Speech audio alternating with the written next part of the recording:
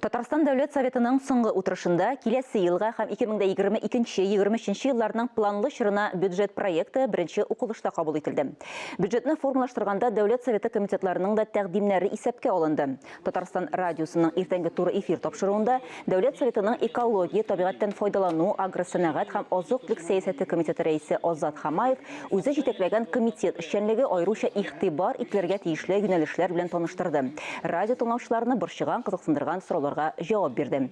Бүгенге актуаль әңгәмә кунагы да Азат Хамаев. Хәерле иртә, Азат Кыямович.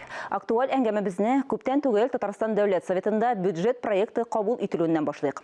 Бер тавыштан кабул ителгән бюджет халыкның социаль тормышын яхшырту дигәндә нәрсәләрне күздә тота?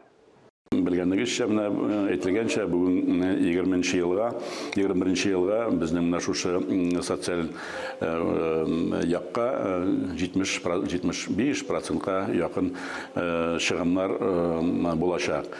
Шулай булгач, инде бүгенге көндә бу керә, белгәнегезчә, культура, здравоохранение, мәктәпләр барлык бүгенге көндә безнең шушы аларны тотарга, аларны үстерүгә һәм аларның анда эшләгән кешеләрнең эш хакларын түләргә менә шушындый безнең финанс чыгымнар булачак.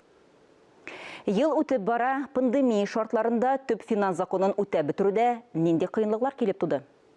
Белгәнегезчә, инде безнең 20 ел буенча 30 миллиардка якын бүген керемнәр әзрәк булды. Кабул иткән планнан, чөнки бүген көндә барсы да тора бит ул эшләгән шушы безнең предприятиялар, организацияларда. Чөнки дәүләтнең аның үзенең акчасы юк. Дәүләт менә шушы бүген көндә тора безнең налоглардан һәм бюджетный кергән акчалардан. Чөнки бүген көндә нефтяниклар эшләмәсә, машиностроительләр эшләмәсә, авыл хуҗалыгы эшләмәсә, бүген көндә кеше хезмәт хакы алмаса, ул безнең акчалар, бу финанслар безнең бюджетка кире әйләнеп кайталар. Пандемия булганда, монда безнең зарплата буенча, бүтәнчләр буенча да эшләребез алгада бара һәм уйлыйм инде без ел азагында кабул иткән планнарны, программаларны үтәп чыгарбыз дип. Көнкүрештәге каты калдыкларны үтәләштерү буенча Татарстан Республикасында нинди максатчан эш алып барыла? Хәзер инде яңа федераль закон кабул ителде безнең республика буенча.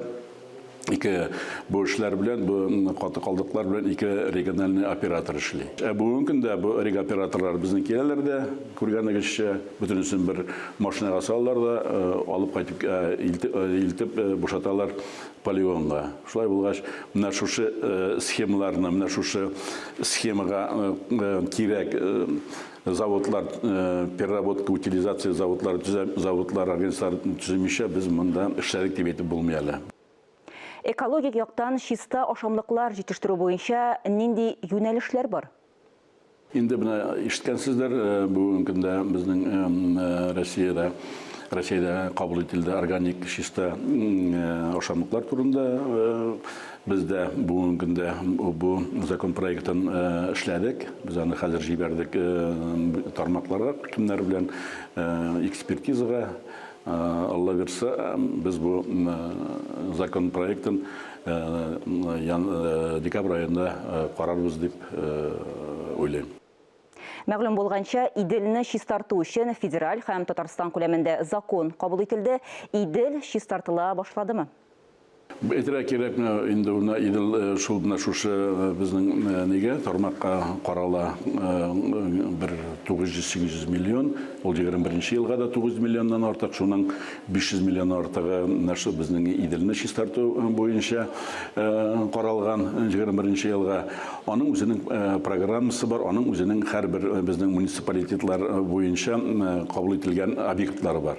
Анда инде кайда су эшләре, кайда очистные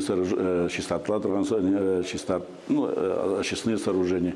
Һәрбер тармак, менә кайсы шушы безнең Иделнең пычратуына тәэсир ясый, менә шушы ниләр буенча безнең эшләр буенча менә шушы акчалар каралган.